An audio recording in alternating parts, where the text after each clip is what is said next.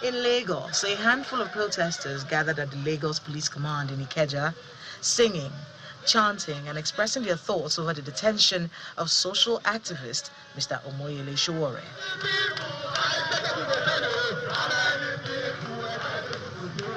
The police are also on ground to maintain law and order.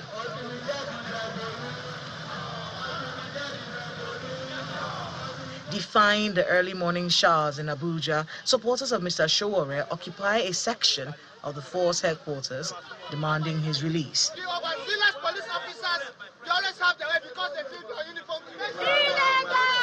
Hello everyone, welcome to my channel Telecast TV. I'm Miracle Angala. Sowore was arrested and has been finally released. He was accused of cyberbullying, forgery. He refused to give his statement. Pressure from all around the world were made, and he was finally released by the Commissioner of Police. Endeavor to watch to the end. Don't forget to hit that notification bell, subscribe, like, comment, and share your thoughts. Don't miss trending videos. The Commissioner of Police in charge of Special Intervention Squad, Mr. Abayomi Shogunle, steps out to address the protesters who presented their complaints. Omoyele Sowore requested for the petition levied against him because he needed to see the documents. But unfortunately, nothing was presented. And on that basis, Omoyele Sowore decided not to pen down any form of statement because as a freeborn and as a citizen, he deserved to see the petition written against him. Just as you said, the two petitions against Omoyele Sowore were shown to him in the presence of those two lawyers I mentioned, right in my presence. One bordered on forgery of police documents. Then the second petition has to do with cyberbullying regarding false allegation. Counsel to the detained activist faults the claim by the police. Are you aware it is the right of Sowore to remain silent and to refuse to write any statement before the police? Are you aware of that? Well, are you keeping him because he has refused to write his statement? Omoyele Sowore is in safe hands, and if you want to see him, 2 or 3 of your representatives can go with me, not this crowd. The supporters are then led to the Intelligence Response Unit to observe the state of health of Mr. Sowore. The police and Sowore trade words on the claim of maltreatment. What should have been done is what they don't know what to do, which is to swallow their pride, release me from detention, apologize to me, and ensure that I can go for proper treatment. But they want to hide it. Since I came here yesterday, they broke my hand. They have not been able to bring a doctor. They went and brought a nurse. Instead of them bringing a doctor, they went and brought the media now. As the supporters of Sowore take to the streets in different parts of the country, including Lagos, Abuja, Osun, and Oyo states, calling for his release, lawyers to the detained activist insist on his unconditional release. Ladies and gentlemen, this is me here. Tonight I've just been released by the police. You know, we told them that he can't sustain this, but you know they hear what now. So I'm in front of the IRT, just been released from detention after 48 hours by the illegal IGP and his people. What I told them when they arrested me is the same thing they are now living with, the fact that we can't hold an idea whose time has come. But I want to thank every one of you out there who's worked very hard, stayed all this night up late, ensuring that they didn't get away with this crime against humanity. And I'm just very excited to let you know that now, revolution, no, revolution, no.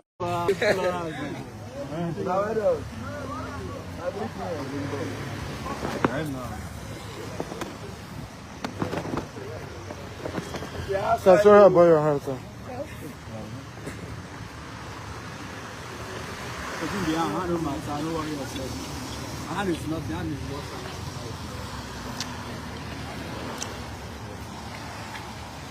All right, guys. So we're going back to work.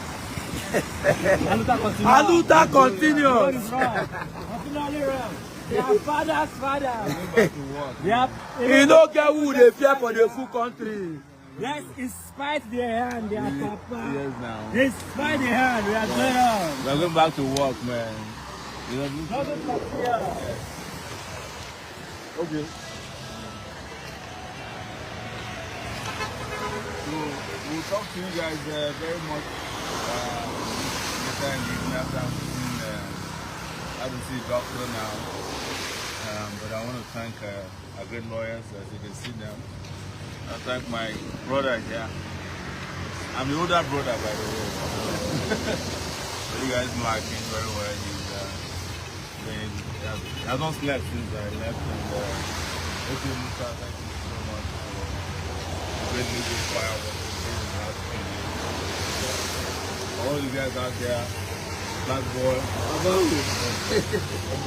very grateful to all of you. The revolution has just started. Yes, sir. Yes, there's nothing anybody can do about it. An idea whose time I'll reach. So, we'll be talking to you much later because I have to check your hands. Once in a while, they have to try us to see whether we are still the people we say we are. Yes. So when they try it and it doesn't work, then they capitulate. All right.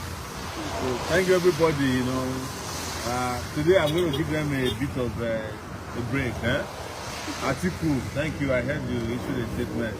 Peter Obi, thank you. Deji, man, I don't know where you are. Everybody was talking about the Jade too. Very dark man, Babaye, Juwon, take it back, guys. Mama P. Oh, Mama P, yes. I've never met you, even though I've heard a lot about you in Abuja. I hope to meet you one of these days.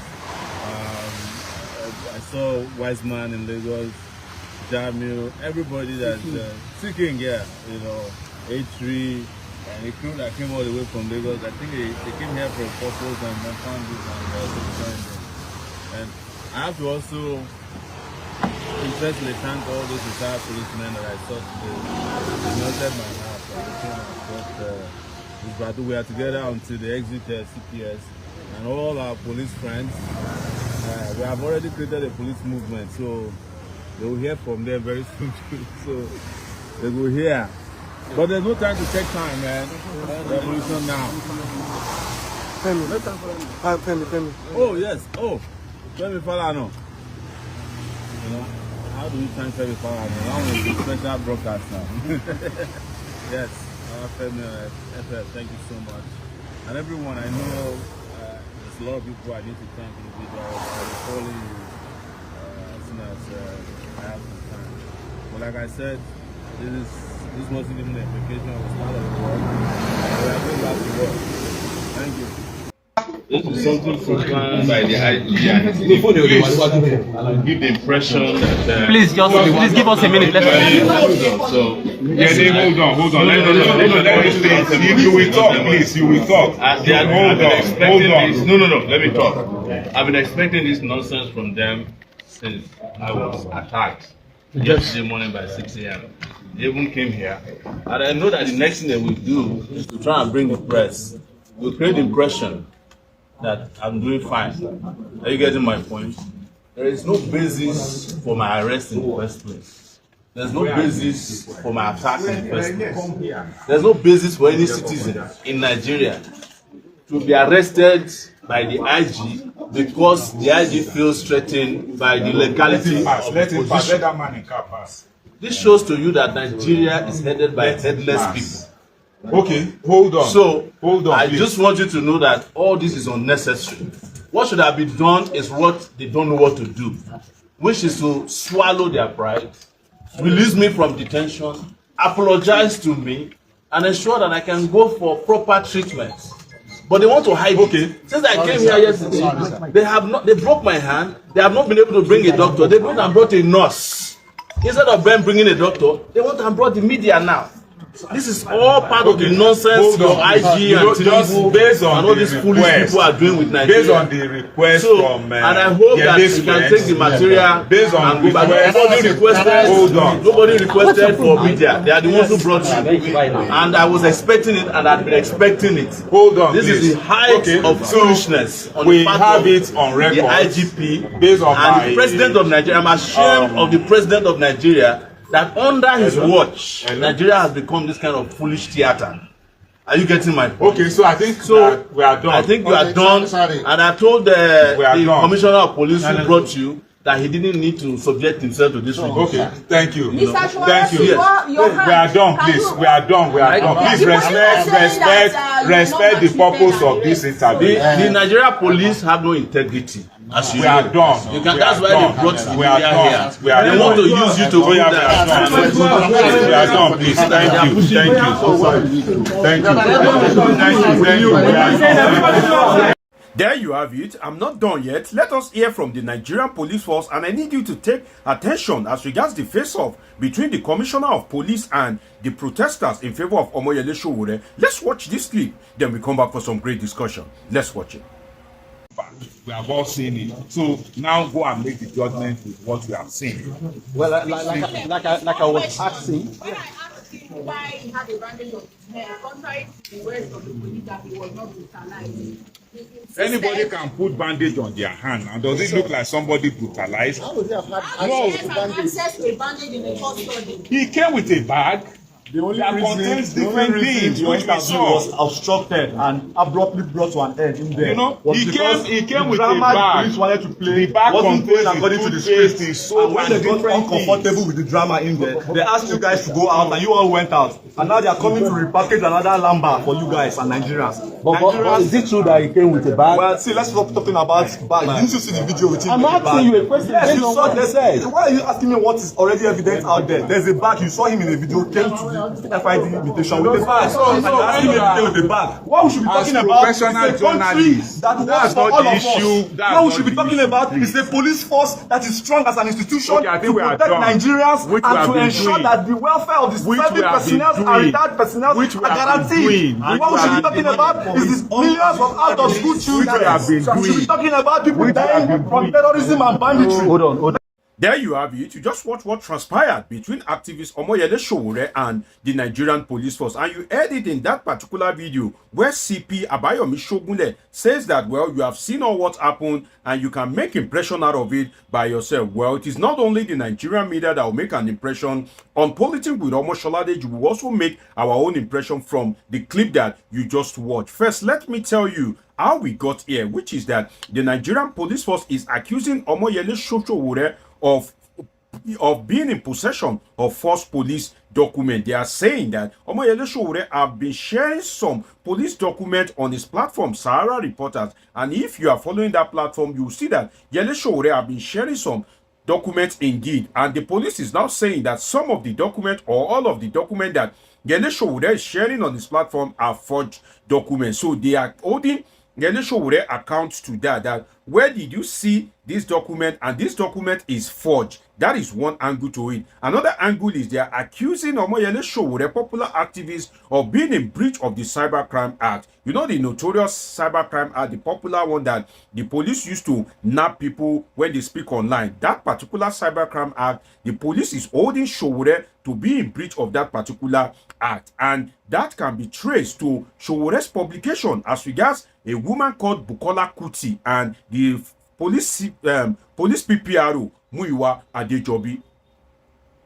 First, let me tell you about Bukola Kuti. Bukola Kuti is a police officer, and Yele Sowore is accusing the Inspector General of Police, Kayode Egbetokun, of orchestrating the promotion of Bukola Kuti because Bukola Kuti is allegedly his paramour. What that means, what paramour means is they are having, you know, an intimate affair, or if you can call them alleged lovers. That is what it means. Then it is also in the public domain that Omoyele Sowore is not having a good time with the spokesperson of the Nigerian police, Muyiwa Adejobi. So that is the background for which the police is kind of like holding Sowore.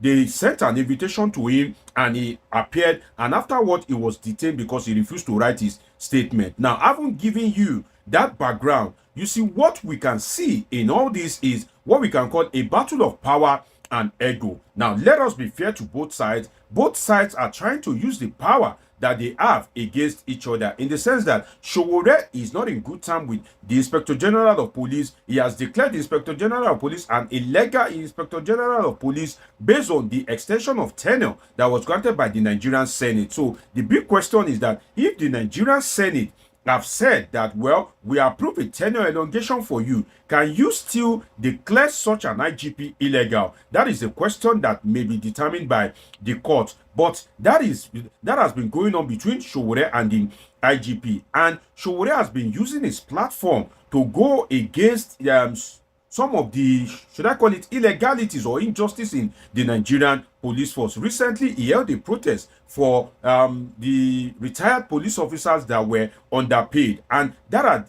itself has been generating a lot of reaction among the rank and file and officers in the Nigerian police force. So Sowore has been using what he has to make sure that he intimidates and expose the officers in the high command of the Nigerian police force. On the other hand, that's why I say it is a battle of ego and power. Everybody is using what it has to gain an advantage and to use it against the other person. On the other hand, the Nigerian police force, headed by Kayode Egbetokun, have been trying to intimidate and harass Omoyele Sowore. So there are two sides to this coin in the ongoing feud between Yele Sowore and the IGP. So you can see the clear battle of power and ego. But what I can say is that sincerely, the Nigerian police force, to my mind, shouldn't operate in a way that it will be embarrassed. To my mind, all this embarrassment is unnecessary. So I find it distasteful. I find it saddening that the Nigerian police force couldn't operate in a way that it wouldn't be embarrassed, in the sense that detaining a top political activist, somebody that is popular for activism, without prompt charges will definitely lead to embarrassment. If you want to detain everybody in Nigeria, it will be somebody like Omoyele Sowore. Before you invite him, before he honors your before he honors your invite, you would have prepared the charges against him. Immediately it comes to you, then you are prepared to charge him to court. Somebody like Yele Sowore is not the type that you will just keep and you won't charge him immediately, and that itself is what is bringing embarrassment to the Nigerian police force. If they have charged Omoyele Sowore immediately for the crime they are alleged that he commit, then the goalposts have been shifted to the Nigerian law court. So I think the police itself acted in a way that it didn't strategize to save itself from embarrassment. Another thing is that, you see, there are lapses in the conduct of the Nigerian police, if we are to be sincere with ourselves, because if you look at the way Nigerian police handle this issue, how will you undo somebody that has not been pronounced guilty by a law court, and that person is alleging that, oh, his bones are broken, his wrists are broken?